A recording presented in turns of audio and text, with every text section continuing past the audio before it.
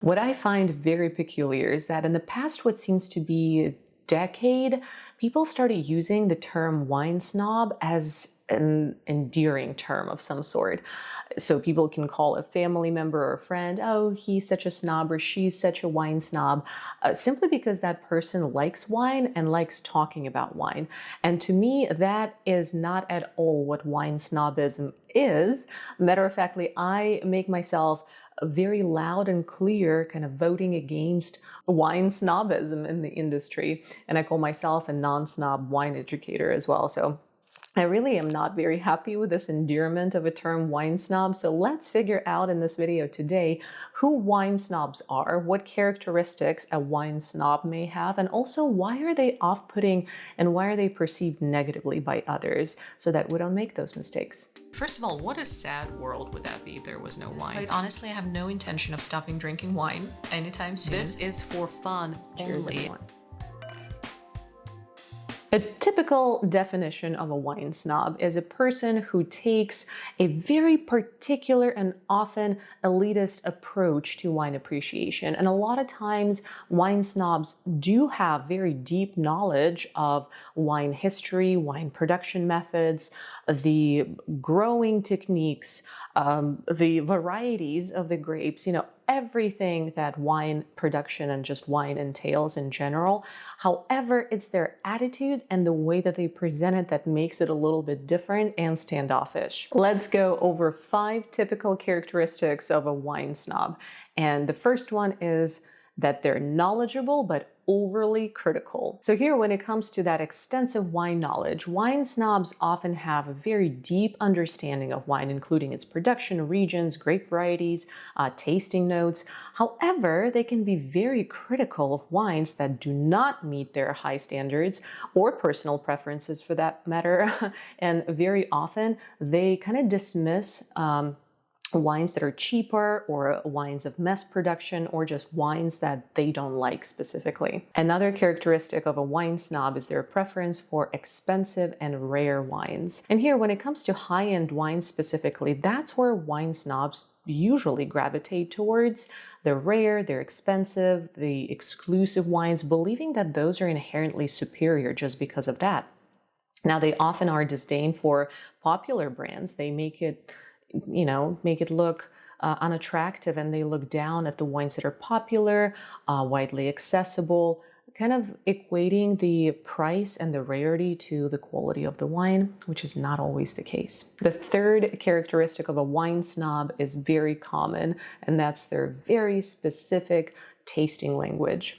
So here, the complex vocabulary is something that wine snobs very often use, very elaborate words, very technical language to describe wines, which can be very intimidating and off-putting to casual wine drinkers or to a casual environment in which that wine is consumed. Very detailed description. They might provide very elaborate tasting notes that highlight subtle nuances about the flavor of the wine, the aroma of the wine, the mouthfeel. The key here is that they usually don't take into consideration the environment or the situation, and they try to push that very technical language in a situation that's very casual and definitely doesn't call for it. Quaffable, but far from transcendent. Another characteristic of a wine snob is their exclusive attitude, I call it that. Wine snobs kind of tend to believe that their taste in wine is more refined and superior to others. My definition of palatable might be slightly different from yours. Why don't I like you? Kind of leading to a sense of exclusivity. Intimidating behavior normally comes with that as well. So their attitudes and behavior can be intimidating for people who are new to wine, or maybe they prefer simpler wines or wines that are more accessible, something that's mass produced. Don't do that. That's a big no-no, and definitely is a characteristic of a wine snob. The last characteristic of a wine snob is honestly the worst one of them all, and that's them being judgmental of others' preferences.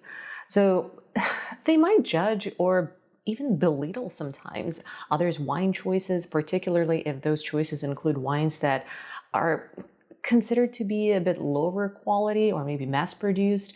And what they also do is they kind of show off. Wine snobs often like to show off their knowledge, how sophisticated they are, how sophisticated their taste is, sometimes at an expense of their company, of friends and relatives with whom they're drinking that wine. So definitely a huge no-no, and probably the worst characteristic of a wine snob there is. Now let's go ahead and summarize everything and find out why is it that wine snobs can be perceived negatively. Number one, elitism. So the perception of elitism can really alienate casual wine drinkers and create an unwelcoming environment. Pretentiousness is number two. The use of complex jargon and overly detailed descriptions can come across as pretentious. Number three, intimidation. Their behavior can make wine enjoyment seem more complicated and less accessible than it needs to be. And of course, now that we figure out the characteristics of wine snobs and we found out why they can be perceived negatively, I cannot possibly let you go without teaching you how to enjoy wine without sounding like a snob. So let's take a look. Number one, use inclusive language. I like it. It's great. Okay.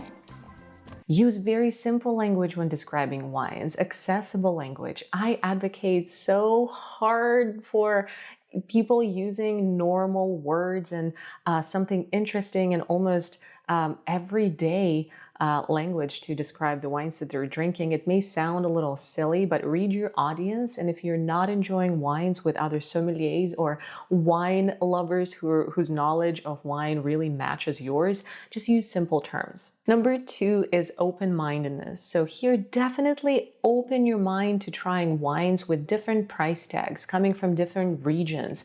Don't be just such a wine snob to only drink Bordeaux and Burgundy wines. Don't be such a wine snob to only drink Veuve Clicquot and Dom Perignon when it comes to champagnes. Definitely open up your horizons, explore different wines, and see what's out there. Frankly, you're going to do yourself a favor first and foremost, but you will also, as a result, not sound like a wine snob. Number three is encouragement. Definitely encourage others to enjoy wine without any judgment. Wine can be intimidating as is. It doesn't help us that restaurant wine lists are super long nowadays. People don't even know where to start. So I'm really hoping that if you're ever in a situation where you know a little bit more about wine than others in your company, you take that opportunity to really encourage them to talk about it, to explore a little bit, and never show any sort of judgment towards their lack of knowledge. And if they want to drink Merlot, we're drinking Merlot. Oh, no, if anybody orders Merlot, I'm leaving. I am not drinking any Merlot. The last one and the most important piece of information in this video, if you take anything out of today's video, please take this. And that is for you to please focus on your personal enjoyment of wine. I want for you to really emphasize to yourself and to others that the best wine is the one that you enjoy, regardless of the price tag, regardless of the wine's pedigree. So definitely love what you love, explore and find the wine that's right for you, and encourage others to do just the same. And this is everything for today's video, you guys. If you found anything interesting in it, if you learned anything new, at least one piece of information, please give this video a like. And if you liked it, then maybe go ahead and subscribe as well if you want to see more videos coming out weekly your way, all wine related. But generally speaking, to wrap up the conversation about wine snobism, I will say this.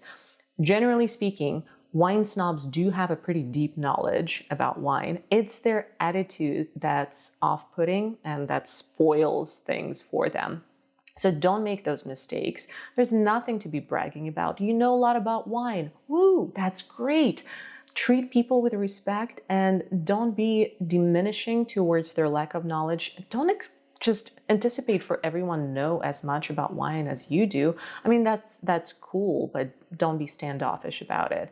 And use these tips that I mentioned to you. If you watch my other videos, pretty much any other videos on my channel, you probably already know that I recommend some very affordable wines for everyone to try.